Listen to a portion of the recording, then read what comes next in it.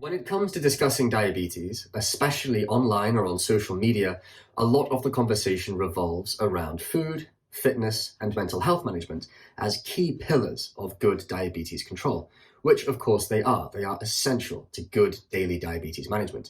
But what's easy to overlook online or on social media is that the person creating and sharing this content with you, more often than not, just like you, is a regular person working a regular job.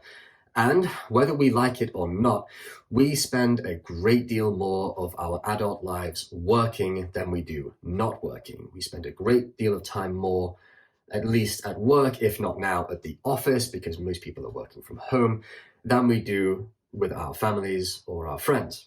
And so the conversation around work has to play a huge role in the daily diabetes discussion, if you like, because this situation, this environment brings with it a whole load of potential challenges and scenarios and circumstances that you have to navigate on top of the daily duties like testing and injecting and so on that you are already performing as someone living with diabetes.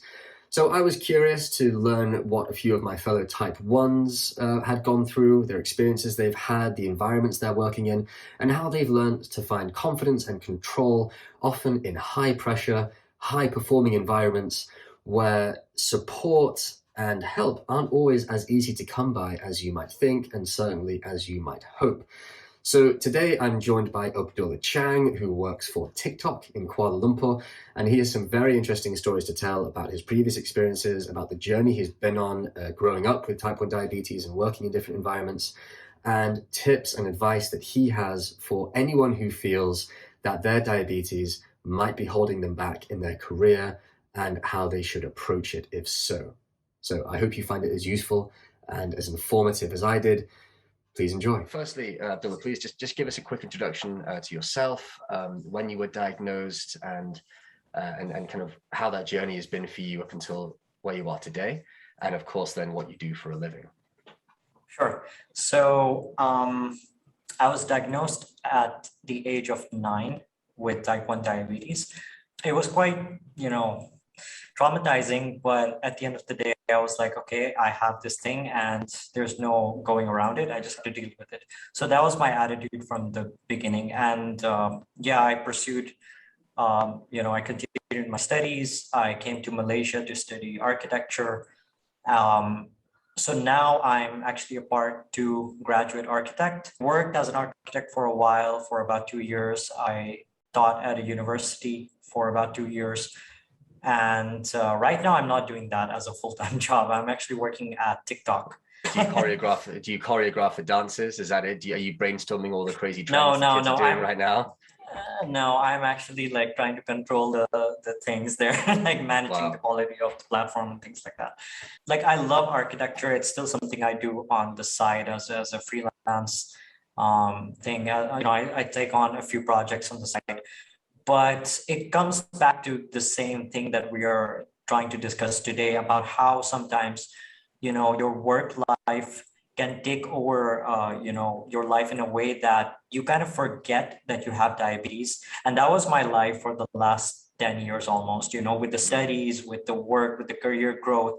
You're in a field where it's so competitive that you're not allowed to show weakness or else you're going to get left behind. So I think that's something that we need to discuss today because it wasn't really good. It wasn't health wise or physically or mental health wise. It wasn't really a good experience for me. Yeah, no, I completely understand. See, my first job out of university in 2014 was recruitment. I was a recruitment consultant, and it was in a very fast-paced, very sales-driven, very intense kind of environment. And we'd be sitting at our desks for 12 hours a day just making sales calls, most of the time. So it was very, very tough to sort of bring a level of self-care to that environment. I was keeping fit, so I was going to the gym every day after work, despite that was the only thing that kept me sane actually. And I was cooking for myself and kind of eating, at least in the evenings, I'd be eating okay. But like during the day, when you're in that small office environment and you've got, snacks in your desk drawer, and it's just the easiest thing to just reach in and grab a cookie every so often. Like I I was conscious of my diabetes, but at the same time, I almost forgot it was there. I was still administering, my insulin and stuff when I needed to, but I wasn't keeping an active eye on how I was doing. I was doing the bare minimum. It was just purely maintenance. It wasn't proactive. I would just, as long as I took some insulin, then I wouldn't check my sugars for hours just because I was busy making calls, So I thought I'd done what I needed to do, but you can't, you can't be that disconnected from your diabetes. You have to keep an eye on it. My boss, he used to be a competitive power lifter, so he kind of understood, a bit more about nutrition, and even indeed because bodybuilders use insulin, right, for muscle growth, which is the most insane thing I've ever heard. But so he understood the kind of physiological process of diabetes more than the average boss might do. So he was fairly sympathetic to my condition. It didn't stop the fact that I had to sit at my desk and make sales calls all day, but at least he was quite sympathetic to my condition. But in the environments you've worked in, how have you found people responded to, or reacted to, or dealt with, your condition? Wherever I've gone, wherever I've studied, wherever I have worked, I mean, this is like the first thing that I tell them, that, okay, this is the protocol. These are the SOPs that, if my sugar is low or high and things like that, it kind of becomes understandable, and they are quite sympathetic. And especially when you have close friends, that's good to have. But at the end of the day, it's still kind of forgotten in a way. And I mean, that's quite natural, even by myself as well. And I'm sure you face the same thing, that we are so, focused on the work and the output that we need to, bring out by the end of the day, that we kind of forget about this thing. And the reason I feel that we forget about it is because we're not really seeing the results immediately. We have a danger, this deadline in front of us, that's more clear, and we can see it. So we are more, focused on that. But behind the scenes, this thing is happening to us. That's kind of like harming our body and our organs and all of those things, with our highs and lows, but we're not really paying attention to it. And this is the same thing with colleagues as well, that at the end of the day, I had to take care of myself. I couldn't really rely on my friends or colleagues or things like that. You have to have a certain level of independence.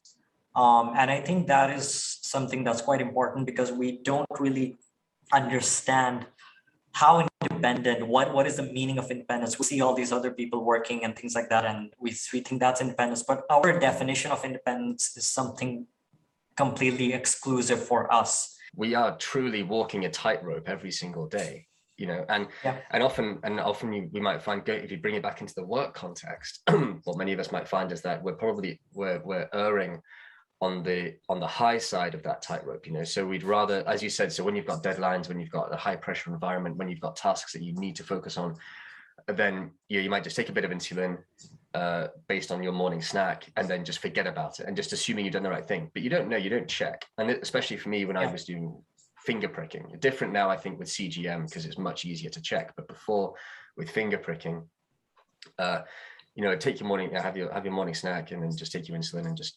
not do anything for 4 hours. Could have been running very, very high for those 4 hours, but because you're so focused on work, you don't mind it. So, and because you're still functioning when you're high, when you're low, you can't focus on anything, right? But when you're high, you don't feel great. There's the brain fog and everything. You feel a bit grouchy and irritable, but you're still a walking, talking human being. So I think so many people might choose to err on this on the high side, or even without realizing it, whether they choose to or not. They end up being higher than they need to be for a longer period of time, because they're just focused too much on work. You refer to the weakness, if you like. You want to say that we don't want people seeing this as a weakness, because the type 1 diabetic community, right, is a very, very, very empowering, very inspirational, very, highly motivated community in the best of times. People are very open about their mental health. No one's pretending it's all perfect. Of course they're not, because it isn't. But there's a lot of the prevailing mentality is, diabetes does not define us.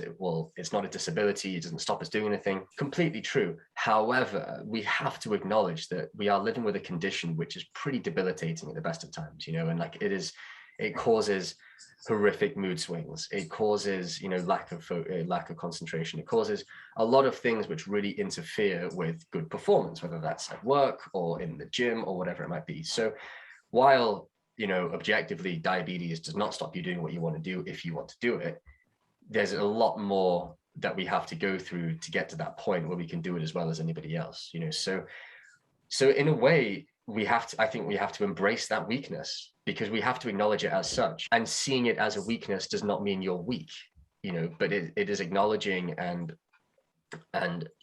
putting into a frame of reference what the condition, you know, involves and can entail. And then with that in mind, with that acceptance in mind, we can then build strategies and build coping mechanisms and build, you know, methods of dealing with it around it. What you are saying right now is something that I learned after having 20 years of going through 20 years of diabetes, and kind of learning it the hard way, because that's exactly what I used to think as well. And the reason why I think it's, again, back to the education, I would say the diabetic education that you were given when you were first diagnosed. Everything that I read or everything that I heard from my doctors, it sounded to me like they're saying that you're gonna die. If you do this, you're gonna die. If you do that, you're gonna die. It became to a point that no matter what I do, I can't win as well, the way that it's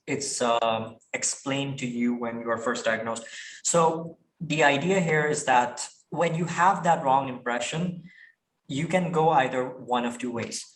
You either go into depression, which I have seen with my own eyes, how diabetics just give up and they're like, you know, they just complain. And this is something that's, I mean, I understand ranting. I understand, you know, we need to release the frustration from time to time, but it becomes to a point that it becomes a habit that you just don't see beyond that, you know, and that I think is quite self-destructive as well. So you can either go into that phase, or you can go into ignorance. And I think that's the route that I took, that for so long I was just ignoring this thing. And like you said, just doing the bare minimum, not really trying to improve anything, not trying to, you know, it's why fix something that's not broken. It's high, I can go on. If it's low, okay, that's more dangerous. So I'll just try to keep it high as much as possible. So at least I can focus on work, at least I can focus on my studies. And plus there's no risk of me going into low. So things like that, you know, but only later on I found out that, okay, it's actually affecting my feet, it's affecting my eyesight, it's affecting my cholesterol level, it's affecting my heart, it's affecting all of these things. I mean, thankfully, I don't have any serious condition right now, but I have, over the last couple of years, when I went to the doctor, you know, everything seems to be at borderline, you know. And again, I'm not trying to be negative here. It's just sharing my experience that we can have it both ways. We can still, you know, live our life normally. I would not say as normal as the other people, but normal in our own way, within our context, you know, like you said, within knowing our limits, basically understanding how good is good and how bad is bad. And I think that is something we need to really explore with an open mind, not really getting into the negative side of it and the hopelessness of it, and really understand that, okay, this is how to improve. And that constant improvement is quite necessary for people like us, because that's another thing that we forget.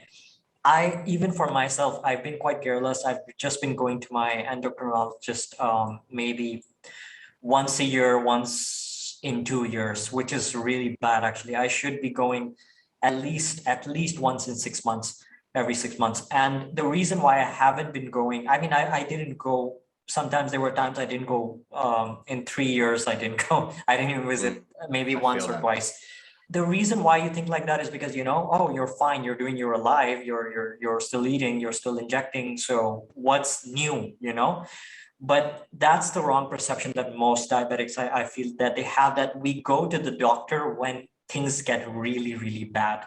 So we are going when it's too late. We're going for fixing rather than prevention. And I think if we were to have that preventive mindset, and that goes with exercise, that goes with stress levels at work, that goes with your daily management. if we have that balance of, okay, things are good and I don't want it to get worse than this, like the standard has been set by our doctor that, okay, this is what you have achieved and this is what you need to maintain. Once you have that and you're going there regularly, visiting your doctor on regular basis, it kind of like, they make you hold accountable for your performance as a diabetic. And that way it's no longer so stressful. It's just, okay, I need to fix this. And it's the same thing like at work. We're never perfect. We're always overperforming or underperforming. And our boss or employee or employer or manager, they keep reminding us and they keep like trying to help us improve and things like that. So I think that is something that we need for our, our diabetic management, daily diabetic management as well.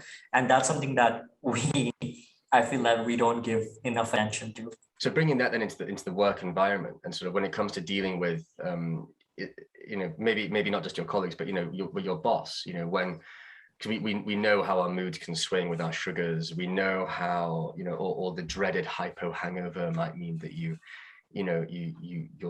miss meetings, or you're late, or you're just not really at your best. How have you approached this in your experience, in your environment with your superiors? How are you upfront with them about it, or have there been any serious incidents which have caused you to address it with them? How has your experience been with that? Thankfully, I've tried to maintain a good relationship with my boss, but about these kind of things, the only thing that sometimes you do have a meeting, like today before this meeting, just 5 minutes before we made a call, my sugar drop.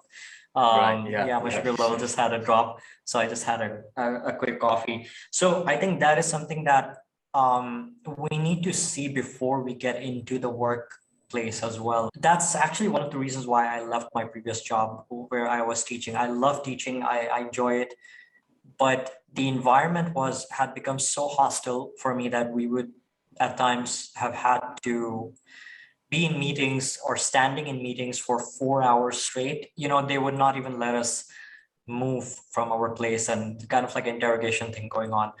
I mean, okay, this was an extreme case, but I mean that is something that, especially when you are a diabetic, you cannot work in that environment, because it's literally a life or death situation. Right.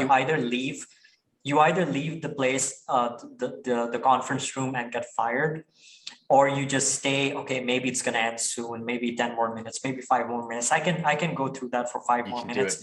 And your sugar level is just dropping and you don't even realize it until it becomes super critical, and you can't really depend on the people around you. They might not even know what's going on. I was in the faculty and my sugar level dropped quite drastically, and I wasn't using the CGM, so I thought, okay, I can just go to the cafeteria. And by the time I got there, I made the order, and the cashier, she asked me, okay, it's going to be like 13 Malaysian ringgit. I have the cash with me. I open my wallet and I have the money right in front of me, and I'm not able to count 1 3. I'm not able to count the money in my hands, and I'm just staring at the money, and I'm literally like, for I don't know, 30 seconds or so, I was just looking, staring at it, and the numbers are not making any sense to me. And I just took out all of the cash that I had on hand, and I just handed it to her. But I just gave her everything that I had, and she just like gave me a confused look, and I think she was just busy, so she just quickly just took whatever she needed and just handed me back the money. So that's what happens. That's the danger of this thing, that you don't even realize. From 1 second, you're completely fine, you're completely aware, you're walking, you're reading, you're talking, and in 1 second, the next second, you can't even process something as simple as counting money. So I think that is something that we need to address, and that's something that I learned from this experience when I went to the next workplace. It was right at the beginning, I spoke with my manager that I literally gave her the same scenario, that this has happened to me in the past, and I cannot let this happen again. If we are in a meeting and I need to be excused, I don't care. I'm gonna go and I'm gonna have a snack or juice or something like that, because this is literally a life and death situation right here. So you need to be serious about this as well. You know, like this has to be taken seriously. And I even said that, okay, in case this happens and I miss work because of the, you know, the hypo hangover, things like that. I don't mind making up for it, you know, after hours as well, if there's work to be done. So luckily enough that, you know, she was quite understanding as well. So, but I think that this is something that we need to stress with our in our workplace. You know, we need to stress this thing to our colleagues, to our managers, to our employers, that this is a serious situation. And at first I wasn't really, you know, I would be like, okay, I can't really talk about this because, you know, they're going to think that they can't really give me responsibilities and I'm going to be behind and I won't be able to progress. And that's the fear that you have until you go through something so, you know, extreme like this to kind of open your eyes. So I think this is quite important when it comes to the workplace. No, I completely agree. And there's a lot to unpack here, actually, because exactly as you point out, people might be reluctant to admit it. So it goes back to that weakness perception, right? People might be unwilling to admit that they have this, you know, debilitating condition, which might cause, you know, issues, it might cause, you know, because the workplace, and this of course differs completely country by country, company by company, but like there can be some extremely toxic, high pressure, highly stressful environments where people don't have time for this kind of, you know, like the dreaded boss who's cracking the whip. They don't have time for someone who's going to say, I need to take 15 minutes out and have a seat. And as ridiculous as that sounds, it's draconian, but it's the reality for some people. So even you were saying your university experience, your teaching experience was extreme, and it definitely was. But I think there are many more people. There are lots of other people who are facing you know, similar environments where they're on their feet for hours without chance of a break. They are isolated in a place where they maybe can't get to their snacks easily. I mean, sure, you just carry something in your pocket, but maybe even that's not an option. We don't know what people are wearing for uniform on the job. So there are so many variables, so many factors here which don't always play into our favor of being able to have that care on hand. So it is very important to be upfront, but equally, you know, it's easy to understand why many diabetics aren't, because they're afraid of, you know, of compromising or the compromising the way that people see them at work. They don't want people to see them as weak. So it's a kind of it's a really delicate balance, much like the daily balance we're facing with our sugars, highs or lows. It's a very delicate balance almost in work. But I think the bottom line is there is nothing more important than your health. When I was in recruitment days, I didn't miss a day of work, you know, because we weren't allowed to, you know, it was just that kind of high pressure sales environment. Yeah. So even if I'd had a crap night's sleep because of a hypo, I just sort of get up and just get through it. But, you know, last couple of years when I got into advertising, I was working with an agency.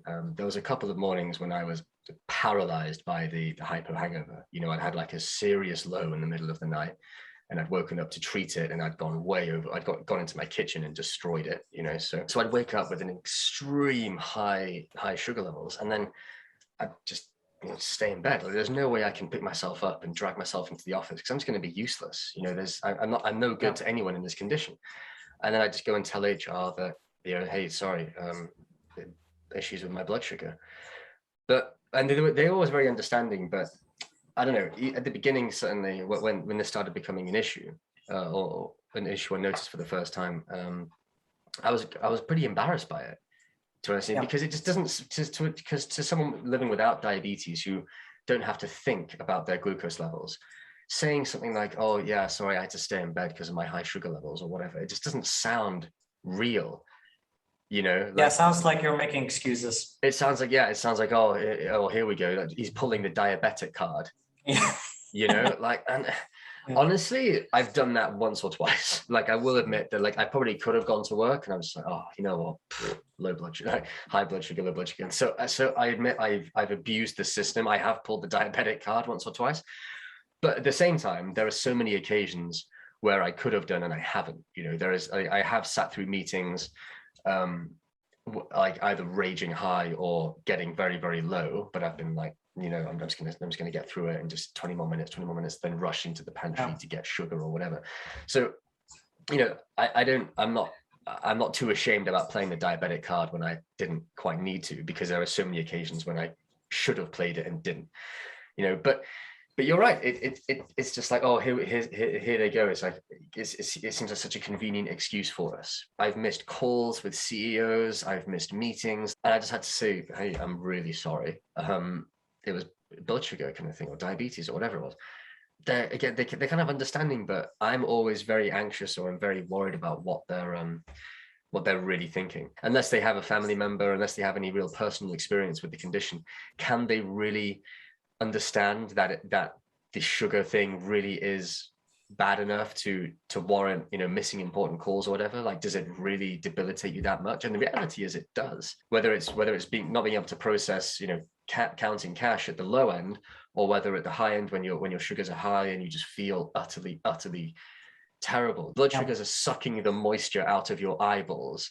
So it's no wonder that you can't focus on the PowerPoint presentation when your eyes are being, your entire body feels contaminated. You know, that's what I describe. Oh, that's exactly it. That's such a brilliant way of putting it. Yeah, contaminated. Yeah, you feel toxic. And so, but no one who doesn't have to think about this on a daily basis will ever understand how that feels. They can be, I'm not saying they can't be empathetic or sympathetic, because I've been actually very lucky to have the support of colleagues and my superiors. I've had a couple of issues where I did have to step out of meetings to get like a coffee, and no one worried about it. I've also had, you know, issues where I was doing the presentation, felt the low coming on, and just had to soldier through, you know. But I've been quite lucky. But we know that a lot of people, for example, you in your old job, like you didn't have that luxury. You had a pretty tough choice to make most of the time. Like, do I stay here? Do I rush out to, you know, to literally save my life and, you know, and treat myself, but risk losing my job? So it's like, do I lose my life or my job? You know, very, very extreme way of breaking it down, but sometimes that's the choice that we're faced with. Especially if you're, you know, you have dependents, or you're an expat in a country, you know, your visa depends on the company. You really don't want to mess anything up, right? Yeah. So exactly. I think that's how serious things go. Like that, you know, it's not just your income. It's not just you've got people depending on you and things like that. So in those kind of situations, it can get really, really extreme. The excuses, you know, it sounds like an excuse. And one of the reasons I feel that people expect, I mean, we ourselves, we don't show the symptoms so openly. We're not like in pain or in an obvious thing. I mean, my face is not going to change if I'm high or I'm low. It's messing with our mind. It's messing with our organs, with our entire being. And it just takes a toll on your body. It might not be immediately, but like for the next few hours, you're out, you know. And that's the thing, that we are trying to be normal. We are trying to say to people, yeah, you know what, you don't have to worry about me. I can eat everything and all of that, until to a point that, okay, they think, okay, you are normal. And then when you miss that meeting, or you're not able to come to work because, oh, I have had a hypo, or I'm late to work, that's when, you know, they get, okay, so how long is this going to keep going on? I mean, literally, I was asked this thing. So how long is this going to keep going on? I'm like, what do you mean? Like, this is my life, you know? That's insane. That is insane. I'm like half hour late or 15 minutes late, but I'm the one like going through this day and night, you know? Yeah, exactly. I'm the one who couldn't sleep all night because of this thing. Yeah, and then in the afternoon, I'm like passing out because I didn't get enough sleep because of the hypo or the hyper. And unfortunately, it's actually, it's a horrible reflection, let's be honest, of the modern, you know, hyper-capitalist society that we're all a part of here. Let's face it, because even say for non-diabetics, you know, the people won't notice, you know, say if you work 9 to 5, no one will say anything if you stay till 7 p.m. You know, they don't. No one cares if you stay 2 hours late to work. But if you try and leave 15 minutes early, there'll be hell to pay. You know, so no matter who you are, like, we live in a society where like overworking is valued and self-care is not at all. And so, and obviously, you know, for people living with diabetes, like, that level of self-care becomes a lot more important. It is literally a matter of life or death. So as you just said, like, so what if I'm 10-15 minutes late? Did anybody here die? No. Did I almost die? Maybe. you know, like, but people are so ingrained into these schedules, these ways of working, these false parameters of productivity, all the rest of it, you know. Yeah. And I think, you know, whether we're talking about diabetes or not, I think there's a huge conversation to be had around the mental aspect and the modern mentality of work as well. You know, it's crazy. And so for us, you know, who are walking this tightrope, to keep that up, you know, in amongst this fast-paced, non-stop, you know, environment, it can be very, very, very tough. And of course, if you have one bad experience, like, you know, if someone asked me that, then part of me would want to punch them in the face. The other part would be like, okay, shit, I better make sure that, you know, this doesn't happen again. And so whatever it takes, you know, I will do damage to myself to make sure it doesn't, you know, like even if it means dragging myself out of bed after a hyper hangover, when I really need to rest, but I'm worried that my job is at stake, then I'm going to have to do it, you know. And so a lot of people don't have the luxury, as you said, you know, whether you're an expat or whether they just aren't many options work-wise available to you, then a lot of people don't have the luxury of making that choice. They have to just get on, and which causes significant damage in the long term. But in the short term, when you need that job and you need that paycheck, that's the trade-off. So it's not nice. The only thing here that we can do, I mean, that's what at the end of the day we need to focus on. We can't change the capitalist system. We can't change no anything. And a lot of times we might be stuck with a job that we don't really enjoy, but we are, you know, that's the only thing we can get at the time. And, you know, it's paying for the rent, it's paying for the insulin and all of those things. So we need the job as well. I think the only thing that realistically we need to focus on, and I think that's something that, you know, like it's something that it's in our control that we need to focus on. That is our health.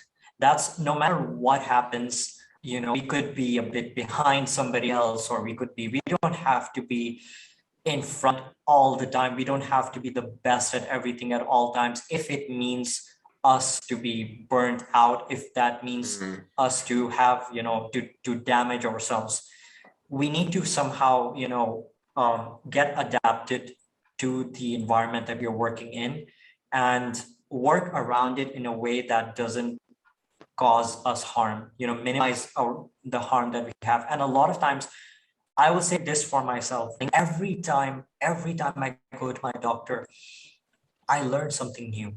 I learn, you know, about management. I learn about, okay, why didn't I think of that? Yeah, if I do that, that's going to solve this issue.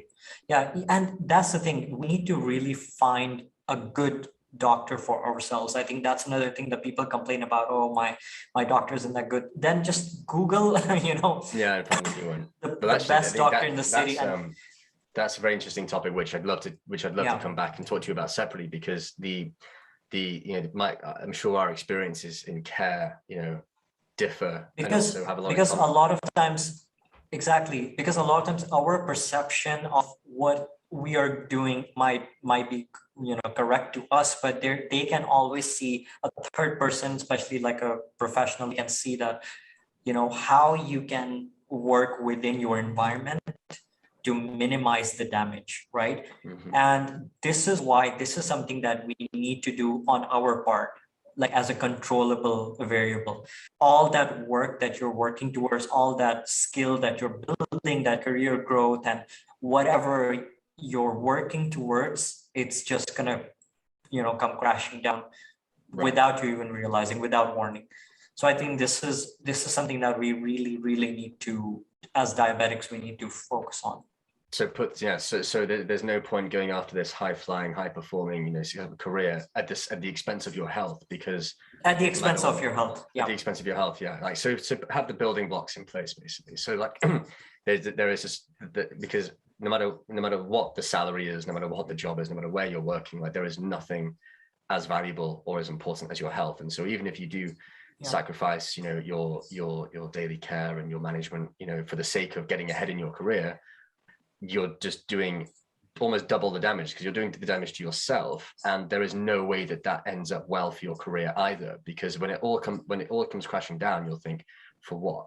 Because we simply have to have those building blocks of the management, you know, in terms of the mental health, the diet, the physical health, all of it in place before we can think about being the best version of ourselves to be the best version of our professional selves. We have a set of parameters to work around. we can't really escape them. If we escape them, that's it.